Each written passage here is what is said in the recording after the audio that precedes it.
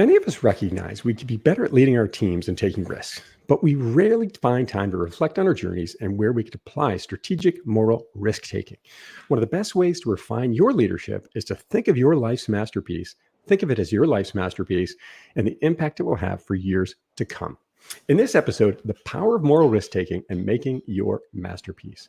Welcome to Meet the Author Live. I'm your host, John Saunders, founder of Forward Advisory Solutions, a coaching and consultancy firm, author of The Optimizer, building and leading a team of serial innovators. For 20 years as an executive distribution leader on Wall Street and a relentless focus on problem solving. This show offers you mission-driven thought leadership wisdom through live conversations with your ability to get your questions answered in real time. To start with, please drop in the chat where you're joining us from so we can get a sense of our audience and that we know you can use the chat function. We'll use that in just a little bit here to answer your questions live after we get a chance to talk to our guest. So please start adding those in the comment section if you would. In today's episode, we'll meet Charles Spinosa, who recently published his book, Leadership as Masterpiece Creation, What Business Leaders Can Learn from Humanities About Moral Risk-Taking. His book explores the concept of moral risk-taking and how in taking risk, we can truly create our masterpiece in life. Charles has been a management consultant for over 25 years. He works with leaders to turn their cultures, leadership styles, product and service offerings into admirable, distinctive masterpieces that capture market share, enjoy high profits, and change the way customers and stakeholders think about their industries. Charles, great to see you. Welcome to the show. Thank you, John. Thank you for having me, and thank you for that great introduction. The pleasure is all mine. We already have a bunch of folks jumping in the chat here. Wow. I'm just going to call a couple of these off here. We've already got the globe covered here, it looks like. Ken Thompson from Belfast, Charlene Louise Fenney Seal from Scotland, Sadiq D from Dublin, Soren from Berlin, Germany, Sebastian from Miami, Arizo from Boston, it looks like. Wow, they're coming in so fast, I can't keep up. Sharish. Thank them all for joining. And Sharish, great. Thank you for joining. Thank you all. Matthew Hancock, I think, had a part to play in your book here. Yes, co-author. Right. Patricio from Monterrey, welcome. I have a friend in Monterrey, Mexico. Welcome. Holy cow, they're coming in hot. Sarah Stevens from Oxfordshire, UK, welcome. Wow, I can't keep up here. Connor Butler from Chandler, Arizona. What an amazing group. And how many time zones do we have covered here? Quite a few. Charles, no surprise for me here, getting to know you now and learning a bit about your story and your background, that you have such a large fan base all across USA and Europe and much of the world. What fun. Thank you all for jumping in there. So it's great to see you. Oh gosh, they're still coming in hot. Terry Herman, thank you for joining, Terry. Great to see you. Brian Brown from San Diego. Do you know Brian Brown from San Diego, Charles? That might be an old. It's not offhand, but I'm not so good. Most of the names you've mentioned, I recognize, and I'm grateful that you've all joined. Thank you for your support. So fun. For coming out to hear me. I mean, I could keep going. Mauricio from Chile. So we've got South America now. Ken Scott from Edinburgh. Great to see you. So let's dive into the book here for just a little bit. As I've been reading through it the last couple of weeks, I've so enjoyed this masterpiece that you've created, right? Leadership as Masterpiece Creation, the title of the book. And I really appreciated how there was this constant comparison between the creativity that it takes to bring art to the world and this parallel to leadership in various forms, right? There was this constant parallel between those two things, which I found fascinating. The humanities clearly have played a key role in your life and work. Where did that passion come from, Charles? That passion probably came from high school. In high school, in order to be recognized as an intellectual and a thought leader in the days I was growing up, this is Sputnik days, I focused on math and science. And I did well enough in math and science, in fact, to earn a scholarship to Rensselaer Polytechnic Institute. But at the same time, I was reading Norman Mailer and captivated by Norman Mailer, and in particular, his first novel, The Naked and the Dead. Norman Mailer is a Jewish writer who started out by writing about the Second World War and The Naked and the Dead, and then became very well known for writing about various movements in the United States as a journalist and novelist. In any case, in The Naked and the Dead, he explained to me something that I had seen going on with my relatives, my male relatives. My father had served in the Army. My uncles had all served in the Army. And they all had, coming back from the war, a kind of streak of bitterness. And, it came out very simply. They'd say, there's the right way to do things, there's the wrong way to do things, and then there's the Army way to do things. And behind that was a kind of anger and bitterness. And I never understood it. So I read Norman Mailer's book, The Naked and the Dead, and he does a great job of turning that into a story where you see where the bitterness comes from. I mean, the point is to make the soldiers hate the enemy. And the way they do it is they hate their own generals just slightly less than they hate the enemy. And that's what they come out with. And it was enormously illuminating to me. Aha, I could understand my uncles better. I could understand my father better. He was a hard man to understand. And I could keep bitterness out of my life a little bit better. And my takeaway was, what better thing could anybody do other than write like that and produce that kind of illumination for people? And so I went to Columbia and studied English literature, and the rest is history. I've been studying the humanities ever since. And then you taught philosophy, you taught Shakespeare as well, right? Yes, yes. Incredible. And one of the things I so appreciated about the book is how you just weave seamlessly between, philosophers from 100, 200, 300, 400 years ago to business leaders of today. 2,400 years ago. 2,400. Yep. I mean, it's amazing. And yet you find the thread, you find the pattern that pulls them together and help us really understand how we can, sort of look backwards to find a better path forward to help us create our masterpiece. So when you think about this book as you brought it to life, and my goodness, names keep piling into the comments here from Geroid from Ireland, Colette Kaufman is joined us, Brian Liu from Canada, Toronto, welcome. Thank you, Brian. It's Geroid from Ireland. Oh, excuse me, thank you. Oh, and I see the Brian Brown is one of my old friends from elementary school. You're talking about high school. There we go. I have an elementary school friend on here today. Great to see you on here, Brian. So thinking about your journey, Charles, what drove you to write this book? You're a busy guy. You've run this, you're a big part of this consulting company, 27 years now. And what drove you here? Yeah, I should say two things. I never stopped thinking about the humanities when I entered business. And back when I wrote my first book in 1997, my basic insight was that creativity of the world had moved from people in building states and people from writing poetry to people creating their own organizations.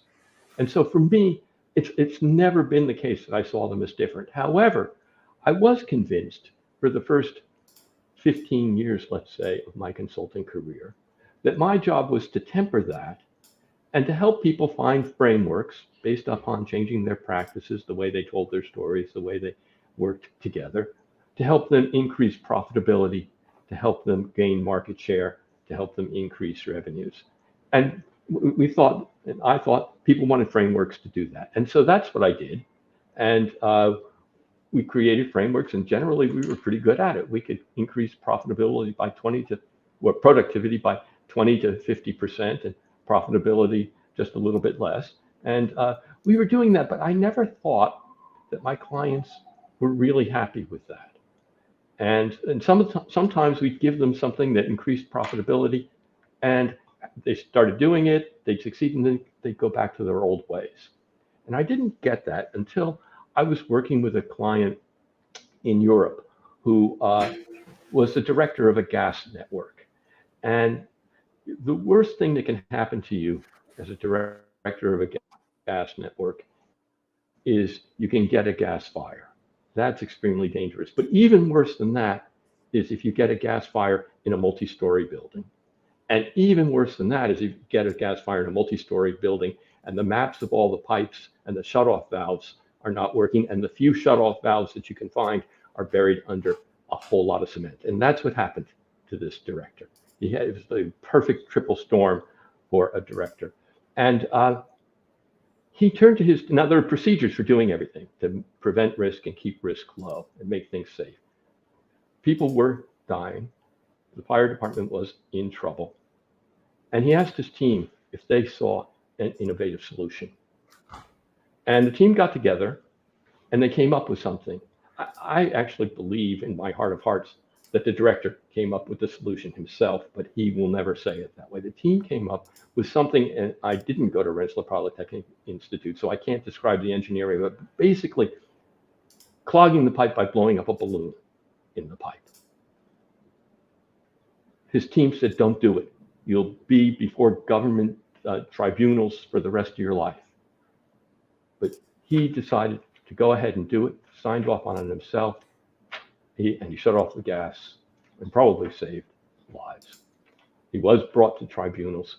And I started working with him just after that. And he said, Charles, I deep believe in innovation. I want to make my district the most innovative gas district. But nobody wants to go along with me. I said, James, you've already taken the big risk to do that. You're known for having done that. Let's work on it. And he has grown a district now that has robots going through the pipes to stop leaks from happening. He's got sniffer cars driving through the urban areas to find leaks before any human being could notice them. And he is creating the most innovative network on the planet. And that's becoming his masterpiece because he's taking that big risk. People saw that that's what he believed in, and they can help him do it. People didn't believe his story. They believed it, but they thought it was too big of a risk to take. They were afraid to do it. And so so taking that risk saved a ton of lives, created one of the most innovative companies in the energy space, it sounds like. And yet nobody wanted to go along with him on this, right? Is this right? It's my claim that it saved a ton of lives. He would never say it. It would be controversial in the jurisdiction where it happened, but I certainly believe that. No additional lives were lost. That's for sure. Incredible. And yet he's, took that moral risk, right? Of not knowing what was going to really happen, but felt it was the right thing to do, and ended up being a pretty amazing outcome for him and many others. We so often find ourselves, we're focused on a career. We don't want to ruffle the feathers. We don't want to challenge other people, right? What can happen when we, sort of channel our energy in the wrong place and sort of playing it safe and never getting, never sort of speaking up, if you will? What have you seen there in your career? Okay, let me just say one more thing about the network director. When he did that, that was when I realized that my clients are really trying to create masterpieces. They have a sense of the right way to do business. And I should bring everything that I have learned from the humanities to help them do that. And that's what led to the book. Now, telling truth to power. That's a big, big issue in the book. I don't believe you can have a masterpiece unless you, the leader, are telling truth to power, and you have a team of people who tell the truth to you. And my favorite story about how that goes wrong was with a high-tech company I was working with. It was a digital security company, and the various areas, engineering, product, data science, had developed into silos. And the idea was let each silo do its thing and achieve its goals and claim bonuses and so forth. I was working closely with the data scientist, and she was the one that invented the first product. And she said, this new upgrade that the CEO is talking about? I said, of course I know the new upgrade. The CEO just promised the board that next year, I think it was 50% of the profits were going to come from this new product. And she said, it's not going to happen. There's no way it's going to happen. I've designed the product. It's ready. But what's going on in engineering, where they're rolling out agile and in product, they're standing in the way of this. It's not going to be ready in the fourth quarter of this year, which is what the CEO told the board, or the first or second or even third quarter next year. We're facing that trouble. What should I do? And I said, well, you got to go tell them. Tell truth to power. This is what we do. And she said, but nobody's going to stand behind me. In fact, engineering will say that I'm lying. Product will say that I'm lying. I said, those are the times when you go tell truth to power. That's it. When nobody's going to stand behind you, when nobody's going to say it. So I convinced her to try it. We rehearsed what she was going to say. And basically I was on the phone with her right up to the door of the CEO's office. And she went in, and the first time she couldn't do it. She said there was something a little bit wrong. He got a little bit angry. She backed off and said, I can fix it. And she left thinking actually that left him thinking there was a small problem and that she was going to fix it. And in fact, it was a huge problem. Well, that actually helped me out. I said, okay, now it's becoming your fault that this is happening. So you have to go. So she set up the other appointment. And I said, this time go and tell him not only what's wrong, but what he could do to fix it. She screwed up her courage, did it. She told him what was wrong. And then she told him if she could take over the lead of roughly half the engineering staff, she could get the thing out, not at the time he promised, but by the middle of the next year. He was angry. He told her he hoped she was wrong, made her feel bad, but then he said, I've got to go check this out. He went and checked it out on his own, discovered she was right, and gave her the promotion. And now the company is set not to achieve the original goals, but at least achieve goals that will keep it from losing customers and keep it from seeming like it's a deceitful company. That's telling truth to power is that important. As people get stuck in their silos, promoting their own good, lots of stuff gets lost. There's lots of miscoordination. And if somebody can't go and speak the truth about that, you won't have a masterpiece company. And yet it took her a little time to get the energy, the motivation up to get it done. But I mean, my goodness, had she not made that decision to speak up, what might have happened? And by the way, for those hearing the siren in Charles' background, it's not because the police are likely headed to his house or his apartment. It's because he lives in New York City, which I live not far away at some point, and sirens are a constant thing there. So don't be alarmed. I should apologize to everybody. I'm 3 blocks from Mount Sinai Hospital. And so the sirens are going. I don't even hear them anymore. I apologize for you people that have to hear them. The sirens are taking people from Mount Sinai. I lived about 5 blocks from you in the late 90s. And I remember I got so used to it. Friends would call me and they're like, is everything okay? I heard this siren. And same thing. I wouldn't even notice it in the background because it was just such a commonplace. But that's great. So what an amazing story about how you helped this person. They saw the challenge. They saw what was happening out there. But were sort of afraid to speak up, as were, I'm guessing, a lot of other people. And she went ahead and did it, and had this tremendous outcome. And so many times when you recognize these things or see these challenges in front of you, right? We don't want to speak up. But you talk about this great power of having this vision of seeing what's wrong. This a moral anomaly is the way you shape it, which I thought was interesting. Mm-hmm. And oftentimes you see this problem, this anomaly. You want to change the world, but people don't understand your vision and what you want to do. What do you advise someone to do when people are sort of lost with you, or what does that look like when they can't see what you see? Okay, I'm constantly thinking about the last story. So let me just add one thing on the telling truth to power story. Sure. It's not just a matter of screwing up your courage and blurting out what is true. And as I said, you also want to give a solution, but what I teach people is the wisdom of the Stoics and the Greek philosophers who did this for 1,000 years. For 1,000 years, telling truth to power was a major part of any education. And that is show the person that you care for them and show the person that you're wise. And if you can set up that identity, then you can tell truth to power mostly successfully, not always successfully. After all, Plato told truth to power to Dionysius, the tyrant of Syracuse, and was sold into slavery. His students bought him out of slavery. But you can't always, even if you're making it clear that you care and wise, do it, but it's still worth doing. Okay, what do you do when people don't believe you? When you have a vision, when you see an anomaly, what do you do? I think the simplest and best story is the Anita Roddick story. Anita Roddick is the founder of The Body Shop. And Anita Roddick in the 60s and the 70s saw the beauty business as something that was really horrible in her eyes.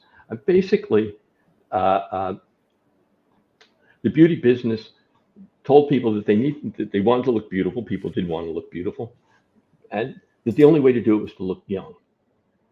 And then offered things that couldn't possibly work, lotions and so forth, to help people look young. And she thought it was terribly deceitful, and it made women feel bad. The idea is you show ads of beautiful, beautiful women. If you don't look like this, you're in trouble. So of course you feel bad, and then you buy the product. And she thought, but that wasn't the anomaly. That was just the way business was done. The beauty business was done. The anomaly was women were becoming much more autonomous. were becoming much more conversant in the science behind these products and knew that if they went to the stores and bought these products, they weren't going to work. They weren't going to fulfill the promise. And that for her was a moral anomaly. What do you think? It seemed like there was no right thing to do. And so she decided that she needed to set up an alternative store. And she did. She talked her husband, who became her CFO, into selling their family businesses and opening the Body Shop in Brighton. And the Body Shop was going to be based on having fun buying skin treatments and cosmetics, learning about your body and developing wisdom about your body, and a lot of it traditional wisdom from other cultures about your body. And it was going to be a small business atmosphere that people would enjoy. And she opened it, and it worked that way. And it started having success. She was able to pay her payroll. She was able to make a little bit of profit. Her husband was just getting secure that this was a secure business. But the beauty industry was ignoring her, siphoning off a few hippies. It was nothing to make a difference. And that drove her crazy because she wanted to change the beauty business. She didn't just want to have a little store. So she said to her husband, who was also her CFO, "We're not rattling the cages of the beauty business. They're not coming after us to attack us." Now you can imagine a CFO, every CFO on the planet. Well, that's a good thing, right? We're not being attacked by the big, well-financed enemies. She said, "No, that's a bad thing. Let's go get the money to double the size of our business." Well, you can imagine what he said. He said, "No, let's not." And she brought in her daughters, who were also owners, and they said no. So they weren't believing her that she could create a growth business. They weren't believing that growth had to be part of the business. So he was out of town, and she went to a neighbor, and she sold half the shares of the company to the neighbor to get enough money to start the second store. She quickly started the second store. When her husband came back to town, this was a betrayal, after all. He forgave her. He got that growth really mattered to her, and what really mattered to her was going to make the business succeed. So he stood behind her, and hence we have the Body Shop that grew into that wonderful company. But what you have to do is you have to take an action that shows that you mean business. And that action is well, I think in all cases of masterpiece creation, it's always morally risky. If you fail, your husband's going to leave you. If you fail, you're going to be deemed an evil person or a bad person in some way. And that's what makes it a moral risk. And when you succeed, you end up shifting what looks like good and what looks like the right thing to do. And that's what gives you a morally distinctive organization. And it's that moral distinctiveness that makes it into a masterpiece, that makes it reflect what you care about.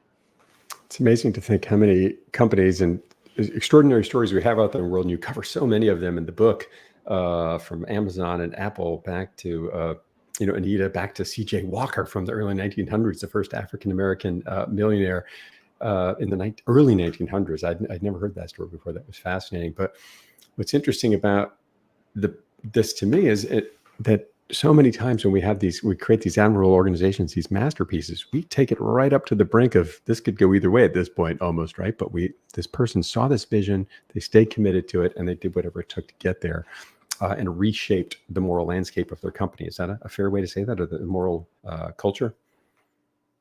It is. And I think it's important to say, it's important to say that in almost all the cases of moral risk-taking necessary to create your masterpiece, the person that betrays you, that you have to manage, or the person that goes against you, is somebody who's been very close. Every entrepreneur I've learned from, and every leader I've learned from, that's where it goes wrong. They get behind you, but they don't believe you really mean it all the way. And the story of Jeff Bezos is having to fire one of his closest people after another one of his closest people after another one in order to create relentless bar-raising Amazon. And it was necessary to have that kind of business that was going to displace the whole book-selling market as it has. So yes, these moral risks happen frequently people don't actually, in my experience, leaders don't like talking about having taken them, but they have. I think you were going to ask me another question, John. Well, I just staying with that for one more moment. One of the stories that really jumped out at me in the book that I don't think I had heard before was Churchill, World War II, they were, not getting where they wanted to get to with Hitler, and realizing if we don't, he had all these French ships that he thought Hitler could take, and then he asked the French to sink these ships, and they wouldn't. They kind of waffled on doing it and didn't do it. And so, what did Churchill do? He ordered his navy to fire on the ships, the French fleet, and An ally, right? Yeah, an ally. Ended up killing around 1,200 sailors. But that was a turning point in what the British understood was necessary for the war. Up until that point, people believed that Hitler would settle down once he got the German identity right. He was upset because of the loss of identity for the Germans with the Versailles Treaty. And once he regained land and regained respect, he would become a gentleman, just like they were. Now, if you read Hitler's speeches, it turns out Hitler was playing that card so that people would believe it. And virtually everybody did, but Churchill. And he knew that the only way to win in the Second World War was to adopt brutal realism, those are his words, and ruthlessness, his other word. And when he destroyed the French fleet, as he did, people got it. He went to Parliament, didn't give one of his great speeches, delivered what he called his sad duty, which is basically who died and why he did it. And he had the biggest ovation he had ever had in Parliament. And he said at that moment, the British people realized they had adopted brutal realism and ruthlessness, and everybody else on the planet understood that that was what England was going to do. And that's how he got the country behind the war and went on to survive 1940, which was a terrible, terrible year for England, under attack all the time. Unbelievable story to think about. Talk about a moral risk that he took there to make that happen. But it was that sort of wake up call that he felt necessary to really help move the war forward, because people were really confused about it. And clearly, Hitler's game was working with confusing people on what his agenda was. Yeah. Let's bring this back to sort of the corporate space now, and a particular client I think you've worked with in the space of Staffing. It's staffing, temporary employment. And how you helped that gal out and what happened there. Okay, I love telling this story primarily because Julia Robertson has allowed us to use her name. You'll see that with all the other clients I talk about, I have to remain vague, and I've promised anonymity. But Julia Roberts is the CEO of Impellum, which is a very large staffing company now. It wasn't when she took it over. I'm going to go back and tell her original story and what she did. But essentially, her story is of taking 3 big moral risks to change the industry. So she got into the industry. She was working for Dun & Bradstreet, and she saw an ad in the paper that she could earn 100 pounds a week working in this staffing agency. And so she joined the staffing agency, and she didn't read the fine print. She was all excited. In her first week, she discovered she was earning 40 pounds a week. And the way to earn 100 pounds a week was virtually impossible. And she said, this was my first staffing industry scam. And she grew to realize that that's what the industry was about. The industry promised to get people into chairs and out of chairs fast. They tried to do it at low prices, and they tried to create deals that were a bit, how shall I put it, not quite always on the up and up to get profits. It was that kind of business. And she said, one thing I realized is we're doing everything wrong. She finally found a staffing agency run by Ginny Tate, who's Lady Virginia Tate for us, I suppose. But Ginny Tate had created a business for secretaries where she wanted her secretaries to be impeccably mannered, dress appropriately for the different industries they served, so differently for accounting firms from fashion industry houses, and go the extra mile for customers. And Julia loved it. And in fact, she ended up taking it over. And that was the anomaly in the industry. Now, everybody thought, well, yeah, there are some employers who are willing to go the extra mile, or temps who go the extra mile, but it's just like the hippie women in the Anita Roddick case. It's a small share of the market. Yeah, go ahead. Let Ginny Tate have that. We'll just take over. We'll take the rest. And Julia thought this was the way the whole market should be. And there would be a way to do it. And so when she became, she ended up selling Tate for the Tates and becoming an officer in a company. Then she rose to become the CEO in that company. And she decided she was going to transform this large staffing company that had multiple brands. I think it was the 12th largest in the UK at the time, might be the 17th largest, something like that, into the kind of company that Tate was. And the first thing she wanted to institute was what she called promise management. And my co-author, Matt Hancock, who's actually watching this, was the one who really worked with her to drive this through. She said, if I could get my 3,000 employees making and keeping promises every day, my company overnight will become the most trusted company in the staffing industry. And so she was really, really serious about it. And so she introduced promise management. That is she wanted all of her direct reports to receive promises from their people, and she wanted to receive promises from the direct reports. And if anything was going kerplooey, she wanted to know right away so that they could renegotiate the promise. Basic promise management stuff. But of course, in this industry, you didn't make promises on the up and up like that. Promises were like the promises that was initially made to her. We promise 100 pounds a week, we put in enough small print, and we pay you 40 pounds a week. That's what promises were for. So there was a rebellion. In fact, her main brand leaders did not keep the promises they made to her. And to make the statement clear, she had to take the brand leader who was loved by everyone and ultimately fire him. And it was a big deal, and people got that she meant what she said about promise management. But that was not nearly enough to turn her company around and get other people to notice. So the next thing she instituted was what she called high road sales, high road customers, high road employees.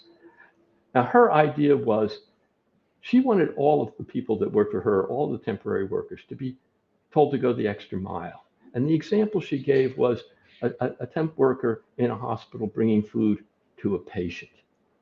There's, temp worker can just put it down, take the next tray to the next patient, put it down, and leave the room. She wanted the temp workers to tuck the patient into the bed, to move things around on the table, to take care of the patient and say something to the patient, to go that little extra step further. And she wanted to provide temp employees to employers who would reward temp workers for doing that. That was the high road thing. That was the ethics she wanted to bring. That is the big change that she ultimately brought to the industry. But again, her brand leaders wanted to go and make as much revenue as they could. They were happy when they happened to have a high road employer, but they were willing to sell to the low road employers who just wanted the cheapest employee, fastest on the bench, and then out. And she gave an order basically to let those contracts lapse. And one of the brand leaders who refused to do it was the one that most people in the company were looking at as her potential successor. Again, she had to let this person go. It was a huge shock to the company. In fact, when this brand leader left, she had to roll up her sleeves and help that brand go through it. She did. And in doing that, people said, she really does believe this. She really wants us to be all high road. The third thing she did was, and again, that was risky. If she had not gotten that brand back on its feet, people would have thought she'd done the wrong thing. As was the earlier case. All of these cases where you take these kinds of stands to do something that's new for the industry are risky because it's hard to bring people around it. It's hard for people to make the changes that they need to make. It's easy looking back, but it's hard looking forward. The next thing she did was she took a moral risk to get rid of what she was calling gray profits.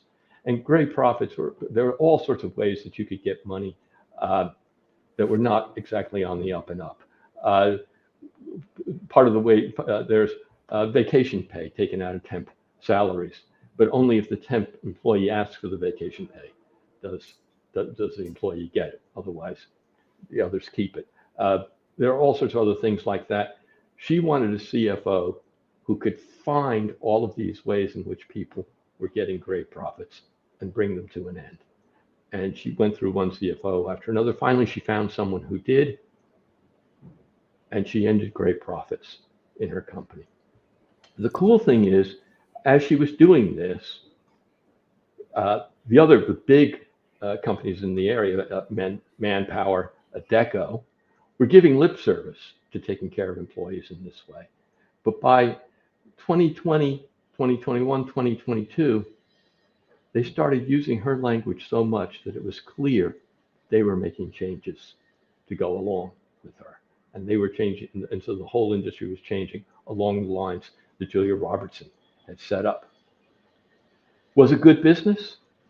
Well, it turns out her company, during this time when she was making the changes, grew in profits the second fastest of all the competitors, the people that she was competing against. And it also grew in the size of employees that it was helping, so that she became, she became larger than any of the near competitors. She didn't become Adecco or Manpower size, but any of the near competitors. So it was very successful, and still is, and she's still evolving her masterpiece. But she's got the high road staffing company in the industry. The part to these stories that really resonates with me is this thread of having this, business done a certain way. You recognize this moral anomaly, and you begin to sort of try to push on it a little bit or make a change, and not everybody buys into it. But until you take that huge leap, if you will, or that large leap, it doesn't always happen to really. But until you do, the culture doesn't shift. And until the culture shifts, you don't really see it, because culture is what we do, how we interact, how we work with each other, and it can create function. It can certainly be a cause of major dysfunction in an organization. How have you seen others find clarity in their culture and really bring that to light in how they operate? Yeah, I mean, it's a hard thing to do for exactly the reasons you gave. Culture is something we miss. It's the way we do things.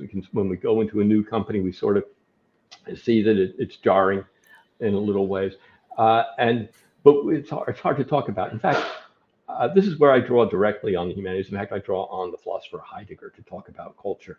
And Heidegger said, culture is made up of the practices you have, and these practices are unified by a shared mood, and that's a way in which things matter. So typically in a lot of businesses, the mood is fear, which doesn't mean everybody's walking around in trembling fear all the time, but it means they see things as threatening. So if you see things as mattering because they're threatening, and nothing's threatening today, you're not going to feel any fear, but you're still in the mood of fear, because that's how you register things. Likewise for resentment. If you're in the mood of resentment, you're determining whether people are against you or not, whether there's an enemy out there. And if there's no enemy showing up, then you don't feel anything. If an enemy shows up, then you're prone to do it. So there's mood on the one hand, and there's style on the other hand. And style is roughly how we respond to something that matters. The simplest way to think of style is to think of New York or Mexican City traffic, people driving in traffic, very aggressive style, as opposed to somebody, say, in the Middle West in the United States or in rural Scotland. Or I leave it to other people who are listening to make up their own regions and the regional differences. But there are quite different styles for how to drive, whether you're racing your engine to get into a spot or whether people are going to let you in and be polite. And what we do with companies is we help them figure out their mood and their style, and we help them design practices to change the mood and the style. And my favorite one is a relatively recent company which was run by 3 partners, and they were all geniuses at what they did. In fact, I called them artists. In fact, I lined each one of them up with a certain famous artist in history, because that's what they do. That's how they ran their 3 divisions of the company.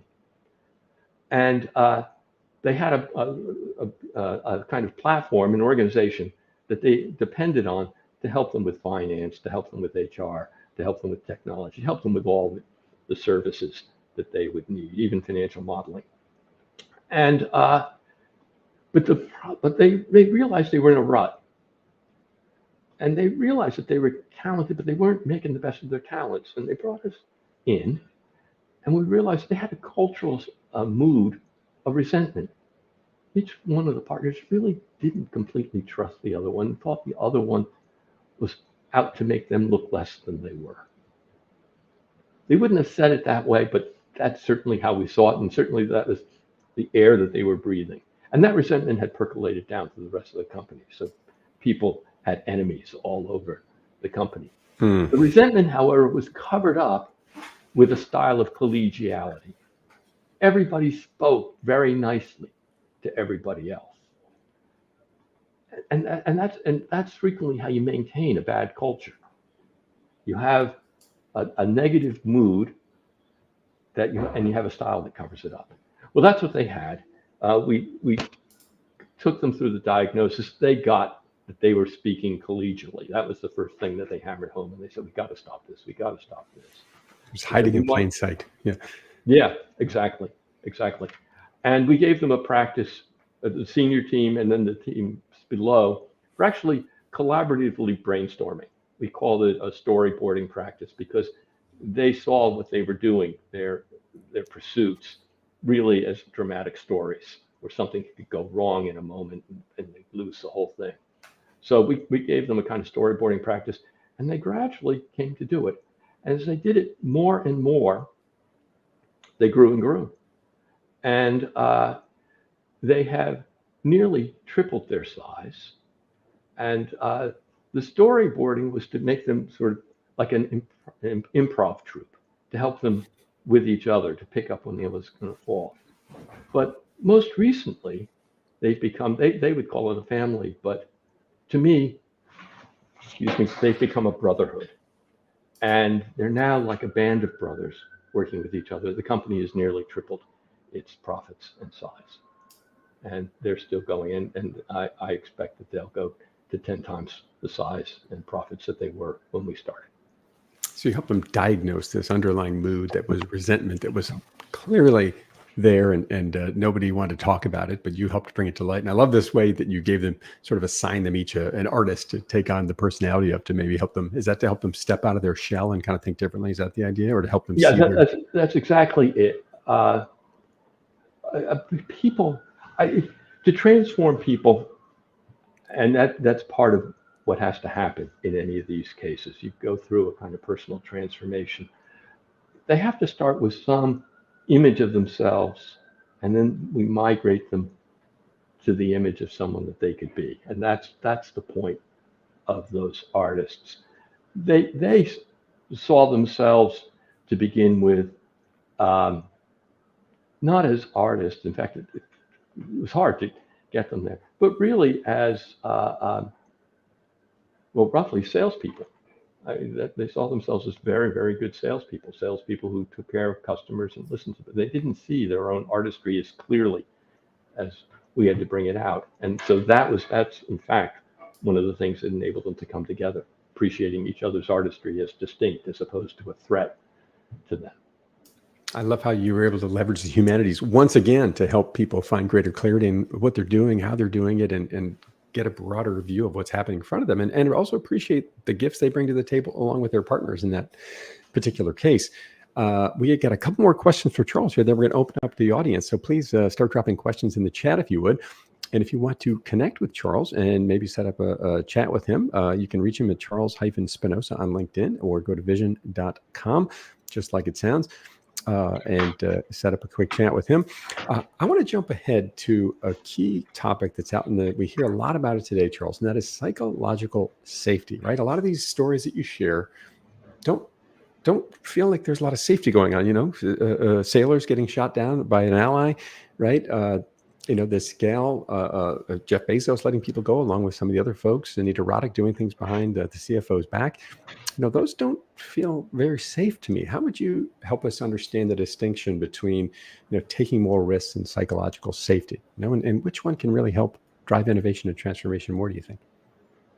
Well, I'm very clear about this. Taking moral risks, telling truth to power, there is no safe way to do that. When you take a moral risk, it's because there's a conventional morality there that says doing what you're doing, taking this action is wrong, and you're immoral for doing it. Now, if you do it in the face of an anomaly where it's not quite clear what the right thing to do is, you have some space to maneuver. And that's what these people do. But the space to maneuver doesn't give them an out of prison free card. It means that they can take this, they'll be given a shot, and if they succeed, they've done the right thing. If they fail, they've done the wrong thing. For leaders who are taking moral risks, they don't have psychological safety. But my view is they need people who are going to tell them the truth, who are going to speak truth to power to them in order to see when things are going wrong, in order to limit what they're doing, if they need to pull back what they're doing. They can't just have sycophants. They have to have people that are going to tell them hard truths. You're bombing too many civilians right now, Churchill. Ratchet it back. And they need that. And so it percolates down. They need telling truth, telling difficult truths throughout the culture. Google's an exception. They have managed to include psychological safety in what they do, but I don't think any managers in Google can feel psychologically safe because employees don't have to tell them the truth if the employee doesn't feel safe. And that's a very, very dicey position for a manager. For me, people need to cultivate courage.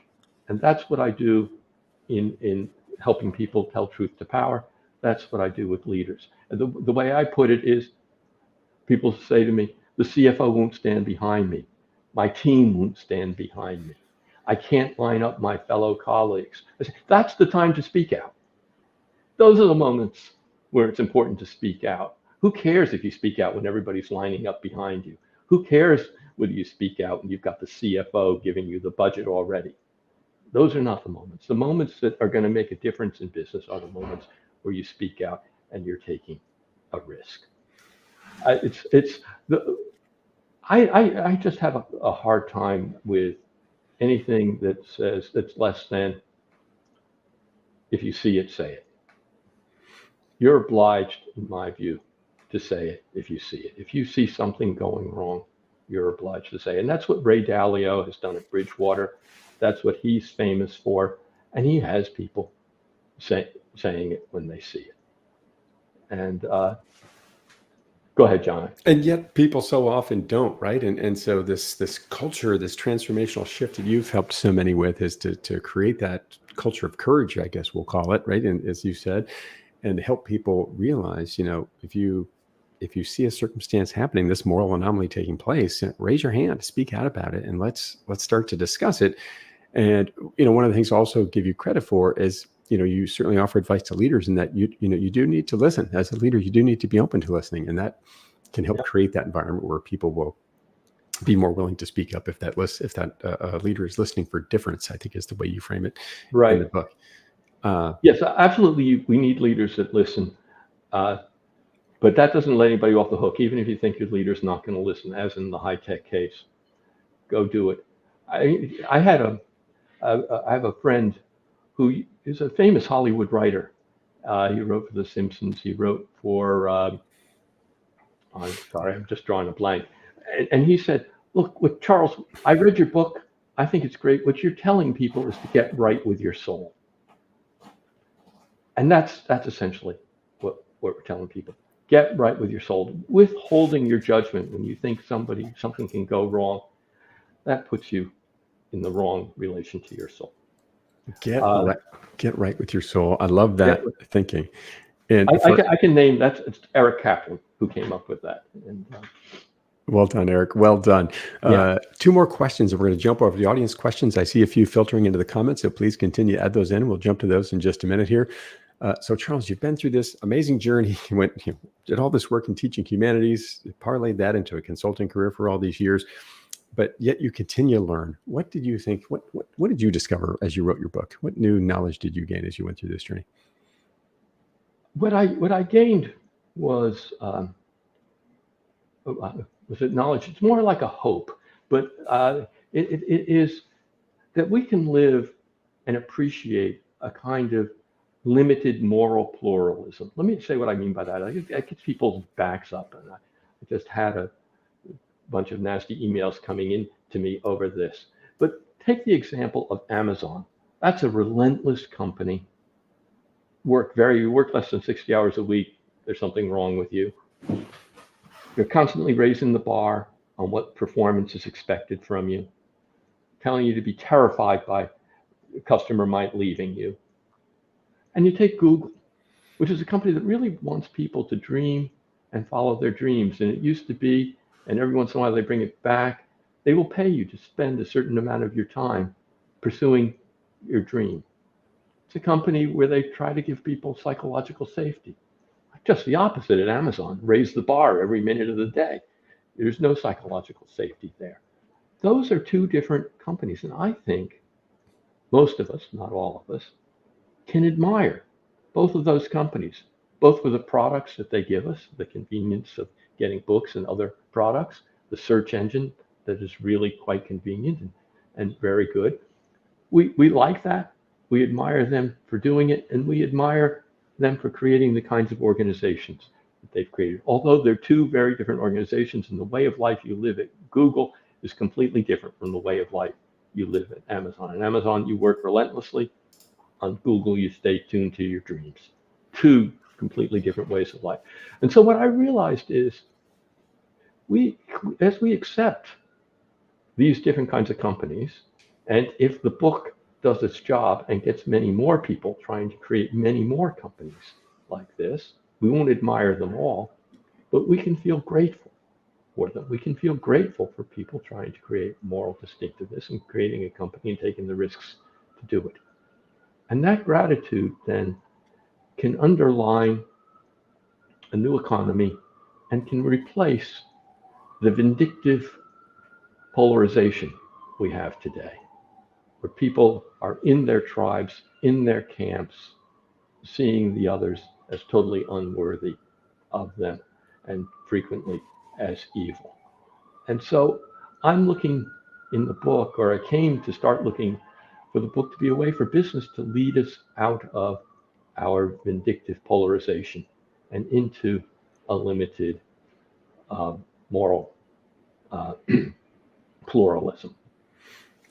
Let's come together. Let's focus on what's important, which in the case of Bezos, I didn't know this, and I was fascinated to read it in your book that his goal was, right, the internet was sort of the Wild West when he started. He said, we need to standardize this. And if you order something online, it should arrive in a reasonable amount of time.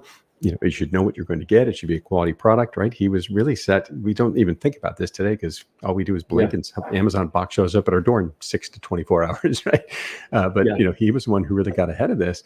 And I love this thought you shared on him in the book, which was, don't fear our competitors, fear our customers, and make sure that we serve them absolutely perfectly. So one more question. I want to jump to the audience questions here, and then we'll wrap this up here pretty quick. How do you've had this passion for humanities all your life, right? It started many, many years ago, or well, I'll just say many years ago. And how do you continue? Many is fine. How do you continue to keep that energy for the humanities alive today? It's what I do instinctively. So I'm constantly reading philosophy or literature. But when I go to work with my clients, I'm constantly looking for the thing that they do that I find to be morally distinctive. I'll give you an example in a moment. Then I try to find out what the philosophical or literary background is that would make sense of that. I see what doesn't fit, and then I try to find a new literary or philosophical background to make sense of it. So what I've recently found in working with my recent clients is that CEOs, and their companies are polarized. There are people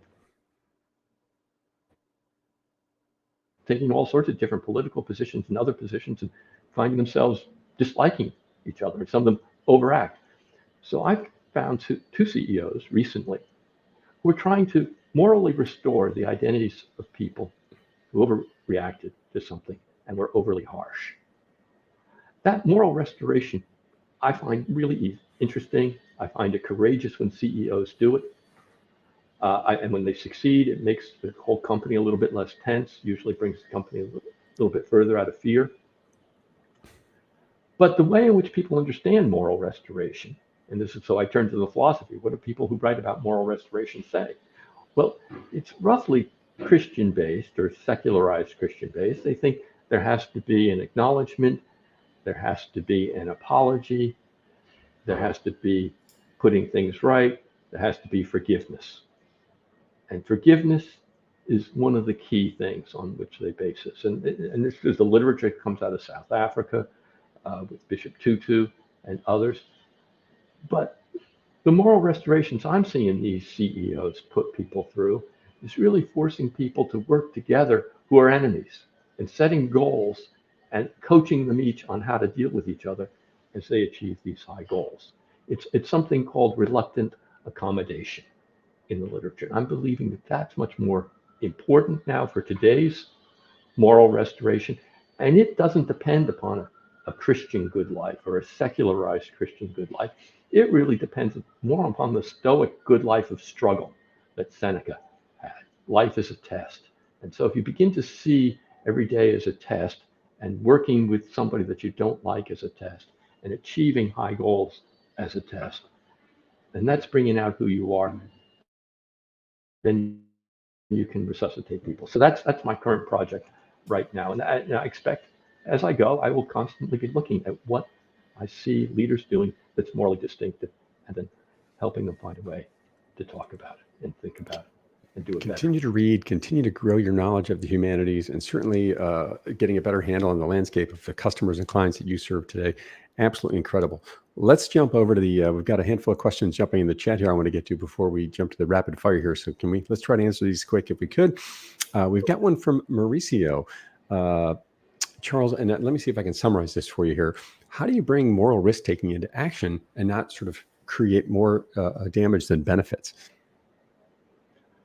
Okay, that's a big question. Look, the one thing about moral risk-taking sounds pretty cool, but the way to manage it is to get your moral anomaly right. Get very clear why it is that there is no clear right thing to do.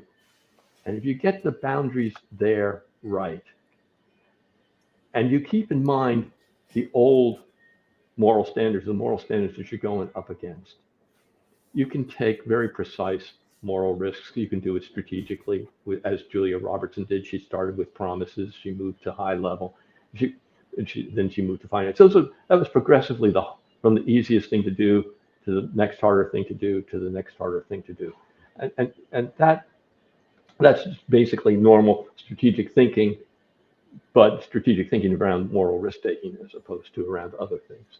Don't have to do it all at once is what I'm hearing. So take some steps, understand the true challenge that you're up against, and start to get others to buy in along the way. Right. I love that. Another question here, we didn't get a name, but from around moral risk-taking. How does moral risk-taking impact leaders' ability to embrace an organization's policy of accepting psychological safety? So, right, we want psychological safety, yet we want this moral risk. How do we bring those two together? Okay, I'm trying to get a picture of this. You have to, and I don't quite have it. And there's always going to be a tension, I believe, between people who take moral risks and an organization that wants psychological safety. The organization seems to have done it best of all is Google. And if you are in an organization like Google, you have to manage by what I call a jujitsu technique. That is, you have to make sure your employees are psychologically safe, but understand that in doing that, you're taking a moral risk that if they don't feel psychologically safe, they don't have to tell you the truth anymore. So you are constantly living as a leader in that kind of company with, am I pushing this employee too hard? Am I not? Have I taken care of this employee enough so that the employee feels safe enough to tell me the truth. And that implies too that you're looking for the truth. And if you are, you're going to have to take some moral risks. So how does a leader do it? The leader has to accept, has to engage in this jujitsu, making sure everybody else is safe while she or he doesn't feel it. And maybe be accepting of the fact that, right, no risk is guaranteed, and it's going to create potential failure, and which leads us to another question here I want to grab, and then we'll jump to the rapid fire ones from Cormac here. Right? Is there a silver lining in failure? Because it's likely going to happen many times. Yeah. So ask the question again. I'm sorry, I'm not reading. What happens when you fail? Yeah. So what Cormac I think is asking here is, right, is there a strong survivorship bias? What happens to people who take the risk and fail? Is there a silver lining in failures? How do you navigate failure in these circumstances? Yeah, I look at two failures in the book. The first one is Winston Churchill's failure. He was ruthless with his own troops, as he was during the Second World War, but he was ruthless in the First World War, and it caused the calamity of Gallipoli. Many troops died, and there was no success, no military success. Sinking the fleet, yeah. And what you have to do in these cases is be guided by what you come to see as true. So Winston Churchill recognized that he had pushed too far and that it was a mistake. And he was sort of in the wilderness for 10 years trying to recover, but by trying to find ways in which he could help the United Kingdom. A more recent case that we write about in the book is Andrew Fastow, who was the CFO of Enron. And there, his moral anomaly was the accounting rules changed. It enabled you to do much more creative financing. And he thought that so far as he made no technical violation of technical accounting or legal rules, he would be okay. And what happened is he lost track of the old moral order and what the old moral order would say and how crazy what he was doing was. And we can't lose track of the moral order that we're trying to change. Those are the ways to keep from doing it. Once you fail, you have to acknowledge the failure. You have to see what you believe is true, and you have to pursue it, which is what Andrew Fastow was doing. What I'm hearing here is when, with this inevitable percentage of failure is, as a leader, you need to continue to reflect and monitor what you're doing along the way to make sure it's having the impact that you want, and adjust or pivot if necessary. Is that a fair summary? Yeah, let me say, you might lose your leadership position. Go and find your next masterpiece. Where's your next moral anomaly? Move into that and create your next masterpiece. That's what Churchill did. That's what Fastow is doing. That's what I would advise any leader to do. Move on to your next brilliant piece of work, right? Van Gogh had more than one, didn't he? I love it. There's a few more questions in the chat, but I want to get over to I want to make sure we get to the rapid fire questions here in a minute or so. I think we can get through these 10 questions. Charles, you ready to jump over the rapid fire questions? Sure. Ask away. And if you haven't, I did drop Charles a link, the Amazon link into the chat. If you want to go ahead and get Charles' book here today, can't encourage you to get enough. I've so enjoyed reading it, and the way he weaves together this artistry and leadership and humanities is just a really powerful and brilliant story. So let's dive in here, Charles. The rapid fire questions. Favorite thing to cook? I have to confess that my favorite thing to cook is cassoulet, which is a French peasant dish for the winter. It drives my wife crazy when I cook it. It lasts several meals. It's a very meaty, hearty dish, and it says winter to me, and it says surviving the winter to me. I love it. I wish I could say I'm bringing a Dover soul. I had to give up linguine con vongole, linguine with clams, when I was 51. That would be another dish, but I can't cook that anymore. So back to cassoulet. I think this next one won't surprise so many too much, but first date. First date. My first date, I asked the most beautiful girl in high school to come to an Allen Ginsberg poetry reading with me. That was a bit of a moral risk. Allen Ginsberg's most famous poem at the time was Howl, which is a poem full of obscenity. But I love it. But it would have been rather upsetting this is a suburban date, where most dates were movies, most dates were ice cream or something like that. It was a great reading, and he read a lot of sonnets that he had composed that I'd never heard. So I thought it was really wonderful. Sounds like a great start to a relationship. Did it last? No, she way outclassed me. The interest of going to an Allen Ginsberg poetry reading was the initial seduction. Well, no surprise for me that was your first date, not a typical movie. Last photo on your phone. Last photo on my phone. That's simple. That was the San Francisco Financial District. My wife and I used to live in Berkeley for many, many years. I taught at Berkeley, and I had to go on business to San Francisco. She wanted to see what the changes were, and the biggest changes are in the financial district. Salesforce.com has changed the landscape quite a bit there. Oh, wow. Most audacious goal for your book? I'd like to sell 22,000 copies. And the reason I came up with that number is my first book sold 11,000 copies, 11,000 plus, my editor says. So I would like to double that with this. So anybody who's listening, I'm pleading with you. Don't just buy a copy, ladies and gentlemen. Go out and get 5 copies and give it to someone. Give it to 4 of your friends who need to hear this story. Most memorable moment in writing your book, Charles? The most memorable moment was, this was unusual. It's a book through an academic press. So you go through the normal peer review where professors and other experts in your field review the book. We got through that. We made minor changes. But then the editor said, this is a kind of masculine sounding book. We have to send it to a DEI review. And I thought we were in trouble because I made the book about leaders who create masterpieces, and that's not an necessarily inclusive group. And it has Madam C.J. Walker, but these are all really expressive people. And so shy people aren't included so much in the book. So I thought we were going to lose the deal. I thought we'd get that, and the book would be shut down, and I'd have to go to another publisher. And yet you got endorsed by the DEI reviewer. And what happened was a DEI reviewer came back to me. I know this is not a short answer, and said, this is a very masculine book, but I think it's very courageous. I endorse a lot of what is being said in this book. Many will find it repellent, but I endorse it. So. That's amazing.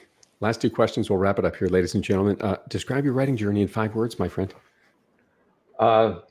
Loving ideas, then loving readers. Beautiful message. And closing thoughts for our listeners. What would you like our leaders to walk away with as they think about leadership as masterpiece creation? Find moral anomalies in your midst. Figure out how you want to respond to them, and then create a masterpiece around it. That's what I try to do, and that's what I advise others to do. We will end up with a world of gratitude. What a beautiful and powerful message, Charles. Can't thank you enough for sharing your story and your work on showing us how and why to create a masterpiece creation in our careers and companies with me and the Meet the Author live audience. Great to have you here today. Thanks to our listeners for joining this episode of Meet the Author Live. Check out Charles' book, Leadership as Masterpiece Creation, What Business Leaders Can Learn from the Humanities About Moral Risk-Taking, wherever you buy books online. And connect with him on LinkedIn at Charles-Spinosa and DM him there if you'd like to schedule a call to learn how he can help you create your masterpiece. And connect with me at JCS_Optimizer to stay current on upcoming live events. The next one is May 31st with Barbara Morris Blake.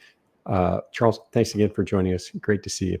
Thank you, John, and thank you everybody that tuned in for this. I really appreciate it, and thank you for your questions as well. Thanks again to our audience. I'm your host, John Saunders. Keep moving forward.